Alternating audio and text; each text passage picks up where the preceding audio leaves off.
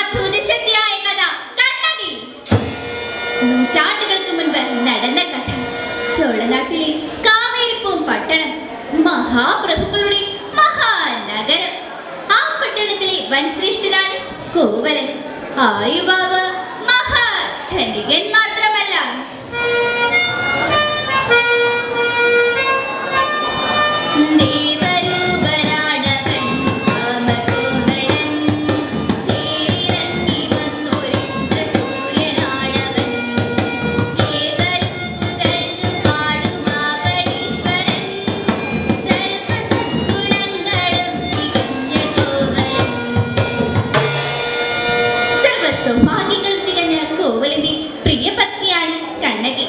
മാതൃകാ ദമ്പതികളായി അവർ ജീവിതോത്സവം ആസ്വദിക്കുകയാണ്.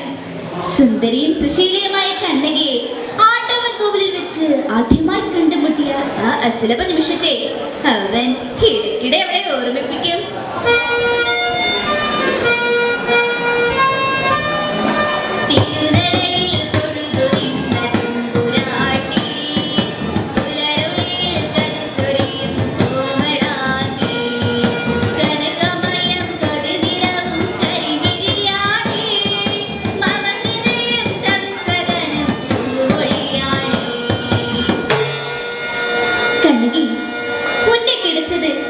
മഹാഭാഗ്യം, നീയില്ലാமல் എനിക്ക് വാഴ്വയില്ലേ. അത് കേൾക്കെ അവളുടെ കവിൾ നാണം കൊണ്ട് തുടുത്തു പോകും. ആഹ്ലാദകരമായ ദിനരാത്രങ്ങൾ കൊഴിഞ്ഞുകൊണ്ടേയിരുന്നു. ആരുടെ അമ്മൻ കോവിലിൽ ഉത്സവത്തിന് കൊടികേറി. തോരണങ്ങളും കമാനങ്ങളും ഉയർന്നു. തേരും വന്നു. എല്ലാത്തിനും മുൻപത്തെ കോവലൻ തന്നെ ആരംഭിക്കുകയായി. നാല് നാട്ടിൽ പേരിലേട്ട അഴകരാണി മാധവിയാണ് നർത്തകി. ദീപങ്ങൾ തെളിഞ്ഞു. നൃത്തവേദി ഉണർന്നു. മിന്നൽ കൊടി പോലെ ചടല താളമേളങ്ങളിൽ മതിമറന്നാടുന്ന മാധവി ഒരു സ്വർഗറാണിയായി മാറി. ആനന്ദലഹരി അകം നിറഞ്ഞാടുന്ന ആയിരങ്ങൾ. നൃത്തം അവസാനിച്ചു. കരഘോഷങ്ങൾക്ക് മുന്നിൽ കൈതൊഴുത് നർത്തകി അണിയറയിലേക്ക് മടങ്ങി. മായികമായ ഏതോ വിഭ്രാന്തിയിൽ മതിമറന്നു നിന്ന കോവലൻ അതാ അണിയറയിലേക്ക് പായുന്നു. അവിടെ സ്വപ്നം വിടുന്ന കടമിഴികളോടെ പുഞ്ചിരിയുമായി നിൽക്കുന്നു മാധവി. ഞൊടിയിടയിൽ കോവലൻ തന്റെ രത്നഹാരം ഊരിയെടുത്ത് അവൾക്ക് നേരെ നീട്ടി. സ്വയം കുലുങ്ങു മട്ടിൽ തിരിഞ്ഞു ചിരിച്ചുകൊണ്ട് അവൾ കൈ നീട്ടി. ആ കൈകൾ ഞൊടി നേരം പുണർന്നു. പ്രിയരെ, കോവലന്റെ ജീവിതത്തിലെ വഴിത്തിരിവായിരുന്നു ആ നൃത്തസന്ധ്യ. അന്ന് തൊട്ട് അവൻ ആകെ മാറി. വീട്ടിലെത്തുന്നത് തന്നെ വല്ലപ്പോഴുമാണ്. അവന് കണ്ണകിയെ കാണുക തന്നെ ചതുർത്ഥിയാണ്. മദ്യപിച്ച് വന്ന് ബഹളം കൂട്ടുന്ന കോവലന്റെ കാല് പിടിച്ച് കരഞ്ഞുകൊണ്ട് അവൾ ചോദിക്കും, ഞാൻ എന്ത് തെറ്റ് ചെയ്തു? നശിക്കുന്നു. ആരടിക്കു നീ മട്ടൊത്തു പുറത്ത് ഭേദമേ മാധവി എനിക്ക് സ്വർഗരാജ്യമാണു കാണുന്നേ. ആ മനോഹരാക്കി നിന്ന ചുറ്റുവട്ടമെത്തുവാൻ 7 ജന്മമെങ്കിലും ജനിക്കണം ഇയോർഗണം. ചവിട്ടേറ്റ വേദനയിൽ ആ പാവം ധർമ്മപത്നി കണവന് വേണ്ടി പ്രാർത്ഥിച്ചു.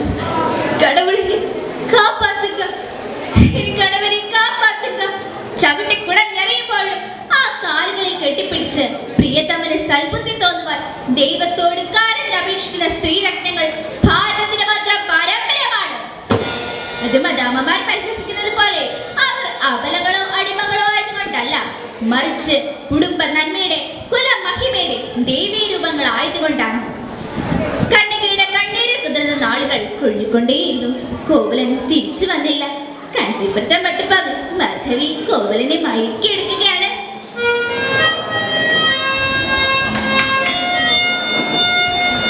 അടിയും പാടിയും പ്രണയപൂവാടിയിൽ ഇരുപുകിലങ്ങൾ പോലെ എനിച്ചു കാണൂ.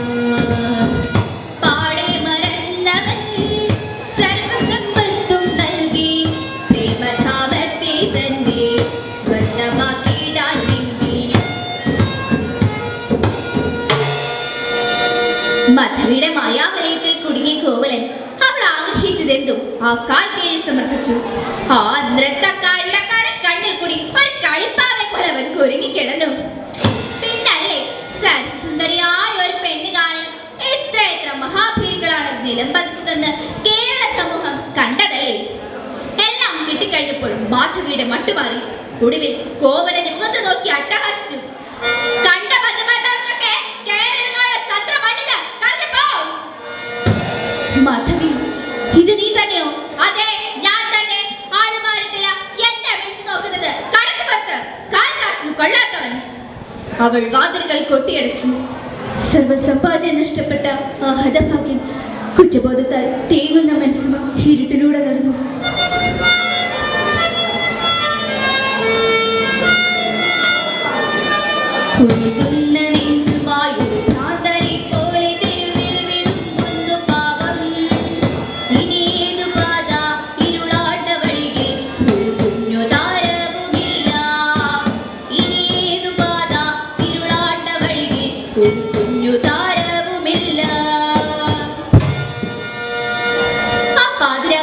കൊളുത്തി വെച്ച കൽവിളക്കിന് മുമ്പിൽ കരഞ്ഞു കലങ്ങിയ കണ്ണുകളുമായി കണ്ണകി വിതുമ്പുകയായിരുന്നു.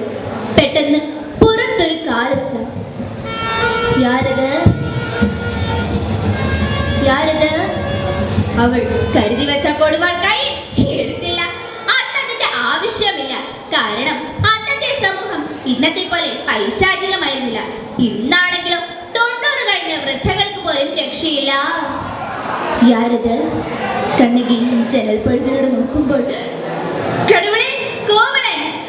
അവൾ വാതിൽ നോടിച്ചെന്ന് ആ കാൽ തൊട്ട് വധിച്ചു. മതി, ഉള്ളവാങ്കൾ.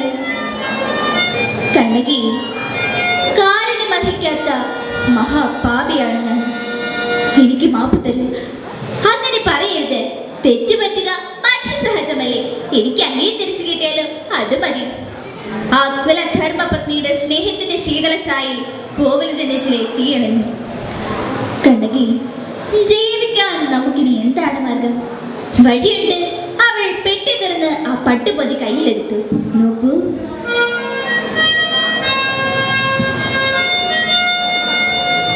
മംഗല്യനാളിൽ താതനീച്ച പൊൻചിരം പാടിത് വാങ്ങൂ.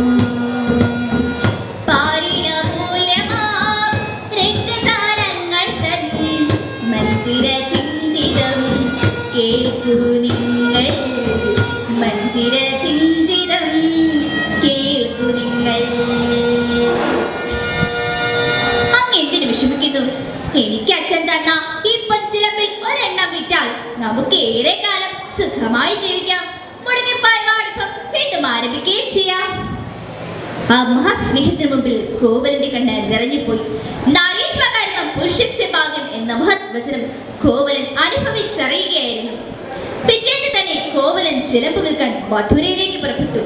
പാണ്ഡ്യനാട്ടിലെ പേരുകെട്ട രക്തവ്യാപാരിയായ നഗരവിലെ പെരുന്തട്ടാന്റെ കടയിലെത്തി. കൂട്ടാവയറും കുറുക്കൻ കണ്ണുമുള്ള പെരുന്തട്ടാൻ ചിലമ്പ് വാങ്ങി തിരിച്ചും മറിച്ചും നോക്കി. കൊഞ്ചം ഉക്കാറുങ്കോ, 4 പേർ കണ്ടിട്ടേ. തട്ടാൻ ചിലമ്പുമായി അകത്തേക്ക് പോയി. ഏറെ നേരം കഴിഞ്ഞില്ല, ഒരു കുതിരവണ്ടി പാഞ്ഞു വന്ന് കടയുടെ മുൻപിൽ നിന്നു. ചാടിയിറങ്ങിയ രാജഭടന്മാർ കോവലനെ വണ്ടിയിലേക്ക് വലിച്ചിഴിച്ചു. തമ്പുരാട്ടിയുടെ ചിലമ്പ് കെട്ട പേരക്കള്ള വണ്ടിയിലേക്ക്. തട്ടാൻ കൂട്ടവയർ കുലുക്കി ചിരിച്ചു. താൻ തട്ടിയെടുത്ത തമ്പുരാട്ടിയുടെ ചിലമ്പ് പോലുള്ള ഒരെണ്ണം തന്റെ കൈ തന്നെ വന്നു പെട്ടത് മഹാഭാഗ്യം. കള്ളനെ പിടിച്ചു കൊടുത്തതിനുള്ള സമ്മാനം വേറെയും. ആണ്ടവാ. വാർത്ത കാട്ടുതീയായി. തമ്പുരാട്ടിയുടെ ചിലമ്പ് കെട്ട കള്ളനെ കാണാൻ ജനം കൊട്ടാരത്തിലേക്ക് ഓടി. ചിലമ്പ് ഉയർത്തി കാട്ടി പാണ്ഡ്യവനൻ ആജ്ഞാപിച്ചു. കള്ളനെ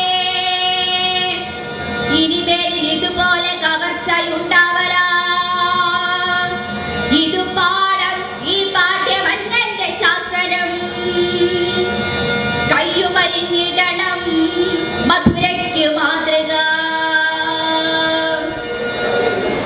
എന്തെങ്കിലും മിണ്ടാനോ ഒന്നൊരുക്കി കഴിയാനോ കഴിയും മുമ്പ് കോവലന്റെ തല തെറിച്ചു വീണു. ചുടുരക്തം ചീറ്റൊഴുകി. ഇതറിഞ്ഞ കണ്ണകി അഴിഞ്ഞുലഞ്ഞ മുടിയോടെ തീപ്പാർന്ന കണ്ണുകളോടെ കൊട്ടാരത്തിലേക്ക് ഓടി. പ്രിയതമന്റെ ചുടുചോര കൊണ്ട് തൊടുകുറി ചാർത്തി സിംഹാസനത്തിലിരിക്കുന്ന മന്നനെ തുറച്ചു തപ്പി. അധികാരമത്തനായി അലറുന്ന മന്നവ, അപരാധിയോ എന്റെ കാല